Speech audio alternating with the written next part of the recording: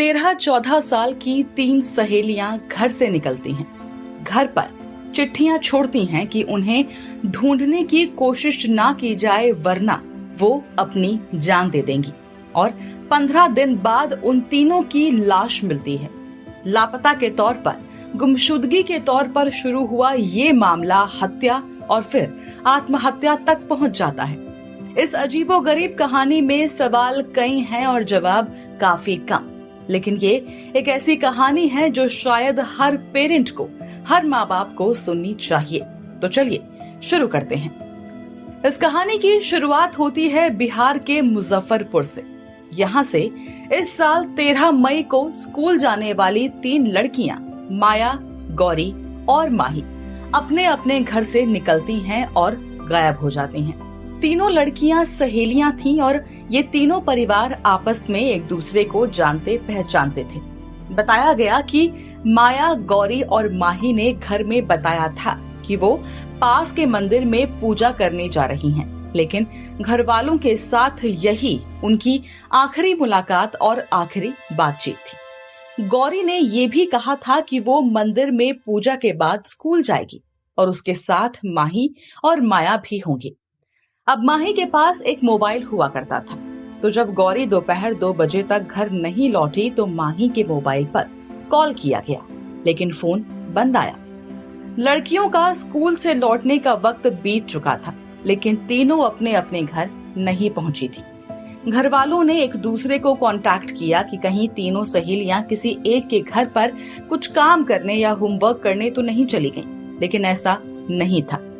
तो घर वालों ने स्कूल जाकर पता करने का सोचा कि क्या पता स्कूल में किसी क्लास में या काम के चक्कर में तीनों बच्चियों को रोक लिया गया हो। घर वाले स्कूल गए तो स्कूल बंद हो चुका था। घर वालों ने आसपास पता करना शुरू किया, लेकिन तीनों लड़कियों को किसी ने नहीं देखा था। पूरे दिन तलाश करने के बाद जब कोई सुराग नहीं मिला तो इसी बीच माही का लिखा एक लेटर, एक खत घर वालों को मिला।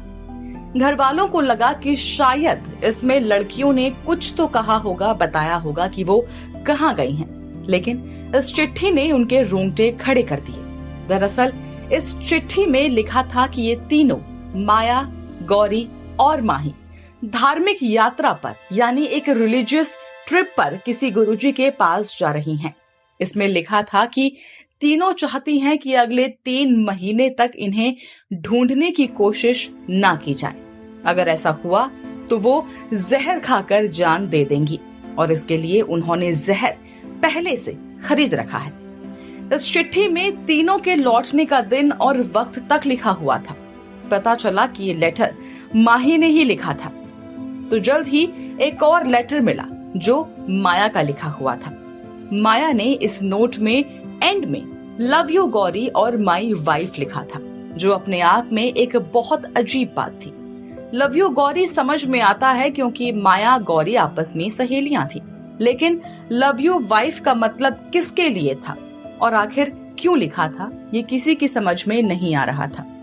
ये दोनों लेटर पढ़कर अब परिवार वाले काफी ज्यादा डर गए। सभी लोग तुरंत पुलिस स्टेशन पहुंचे और इस लेटर से लेकर बेटियों के बारे में, उनके गायब होने के बारे में हर एक चीज बताई गई। मामले की गंभीरता को देखते हुए पुलिस ने शिकायत दर्ज की और जांच शुरू कर दी। इन्वेस्टिगेशन के दौरान कुछ खास निकलकर नहीं आ पा रहा था। लड़कियों को गायब हुए 2 दिन बीत चुके थे कि अचानक इस कहानी में एक ट्विस्ट आता है। पता चलता है कि जिस दिन ये तीनों लड़कियां गायब हुई थीं, उस दिन गौरी की छोटी बहन भी उन्हीं के साथ थी। ये चारों मंदिर गए, वहां पूजा पाठ की और वहां से रेलवे स्टेशन निकल गए। यानी गौरी की छोटी बहन ने उसके सामने इन तीनों को ट्रेन पकड़ते हुए देखा था। 2 दिन बाद उसने बताया कि वो डर गई थी कि उसकी बहन इस तरह से कहीं चली गई है। पुलिस की पूछताछ में यहाँ से पता चला कि उन लड़कियों ने गौरी की बहन से कहा था कि वो कुछ ही दिन में वापस लौट आएंगी। अब जांच के दौरान पुलिस को ये भी पता चला कि लड़कियों के फोन की जो लोकेशन है वो उत्तर प्रदेश की दिखा रहा है। पुलिस यूपी में और पता करने की कोशिश करती कि इसी बीच एक अजीबोगरीब खबर आई। मथुरा आगरा रेलवे ट्रैक के पास 3 लड़कियों की लाश मिली थी। इन तीनों लड़कियों के हाथों में मेहंदी लगी हुई थी। साथ ही पुलिस को उनके कपड़ों से ग्लोब टेलर मुजफ्फरपुर लिखा स्टिकर भी मिला था, जिससे साफ हो गया कि ये तीनों लड़कियां मुजफ्फरपुर की गौरी, माया और माही थी। ये खबर तीनों के घर वालों तक पहुंची तो सभी हैरत में पड़ गए, सभी टूट गए। सभी को लग रहा था कि वाकई तीनों कहीं घूमने निकल गई हैं, लेकिन सभी को उम्मीद ये भी थी कि तीनों बेटियां अपने अपने घर जरूर लौट आएंगी। हंसती खेलती माया, गौरी और माही घर से हंसी खुशी निकली थीं, लेकिन घर लौटी तो शरीर में कोई जान नहीं थी। तो पुलिस ने अब जांच पड़ताल नए सिरे से शुरू की। उन चिट्ठियों को भी संज्ञान में लिया गया। जांच में पता चला कि गौरी, माया और माही 6 महीने पहले एक दूसरे से कोचिंग सेंटर में मिली थी और वहीं से तीनों की दोस्ती शुरू हुई। माही शुरू से ही काफी पूजा पाठ वाली थी, वो अक्सर सत्संग भी जाया करती थी। तो माही से दोस्ती होने के बाद गौरी और माया दोनों ही भगवान कृष्ण की पूजा करने लगी। दोनों मांसाहारी यानी नॉनवेज खाती थी, वो भी छोड़ दिया। जिस उम्र के बच्चे आजकल इंस्टाग्राम पर रील्स देख रहे हैं, दिन भर फोटोज वीडियोस पोस्ट करते हैं, उस उम्र की ये तीनों लड़कियां पूजा पाठ में लगी रहती थीं और दिन भर भजन या सत्संग सुना करती थीं। पुलिस अब इस केस की जांच हत्या या आत्महत्या से जोड़कर कर रही थी। तो जिस ट्रैक पर तीनों की लाश मिली थी, वहां से उस वक्त के आसपास गुजरने वाली मालगाड़ी और ट्रेन के ड्राइवर से पुलिस ने पूछताछ शुरू की। इसी बीच एक मालगाड़ी के ड्राइवर ने पुलिस को जो बताया वो और भी अजीब और रोंगटे खड़े कर देने वाला था। उसने कहा कि तीनों लड़कियां हाथ जोड़कर चल रही थी और अचानक पटरी पर आ गई। अब क्योंकि ट्रेन की काफी स्पीड थी, वो काफी स्पीड में थी, तो इसीलिए ट्रेन को इतना अचानक रोक पाना बिल्कुल इम्पॉसिबल था। तो इसी कारण तीनों ट्रेन की चपेट में आ गई। मालगाड़ी के ड्राइवर का ये स्टेटमेंट एक और बात तय कर रहा था कि ये मामला आत्महत्या का था। साथ ही जो 2 लेटर्स सामने आए थे, उनसे एक बात तो तय थी कि आत्महत्या का विचार पहले से इन लड़कियों के दिमाग में था। लेकिन फिर सवाल ये भी है कि उन्होंने सुसाइड के लिए ट्रेन के आगे कूदने का फैसला क्यों किया, जबकि तीनों ने जहर से जान देने की बात कही थी। एक सवाल ये भी था कि जब घरवाले बिल्कुल खामोशी से लड़कियों को ढूंढ रहे थे और उन तक पहुंचने की उनको कोई भी कोशिश कामयाब नहीं हुई, तो फिर लड़कियों ने आखिर आत्महत्या क्यों कर ली? कहीं ऐसा तो नहीं था कि लड़कियों को ये पता चल गया था कि उनके मना करने के बावजूद घरवाले उन्हें खोज रहे हैं? और सबसे जरूरी बात कि घरवालों के ढूंढने से उन्हें भला ऐसी क्या दिक्कत थी कि वो सीधे जान देने की बात कर रही थी? ये सब कुछ काफी अजीब, काफी मिस्टीरियस, काफी रहस्यमयी था। इस मामले की जांच अभी भी चल रही है, लेकिन अभी भी सवालों के घेरे में है।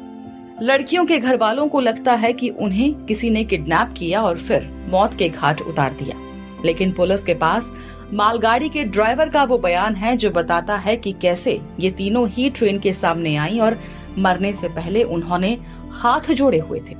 इन लड़कियों की मौत की कहानी लाइफ आफ्टर डेथ यानी मौत के बाद की जिंदगी वाली थ्योरी के आसपास भी घूमती है, क्योंकि इनमें 2 लड़कियां जहां भगवान से मिलना चाहती थीं, तो वहीं एक को अपनी मरी हुई मां से मिलने की आस थी और इसके लिए उसने बाकायदा तारीख तय कर रखी थी, क्योंकि एक तीसरा नोट भी सामने आया था जहां पे इस लड़की ने अपनी मरी हुई मां से मिलने की तारीख, समय, सब कुछ लिखा हुआ था।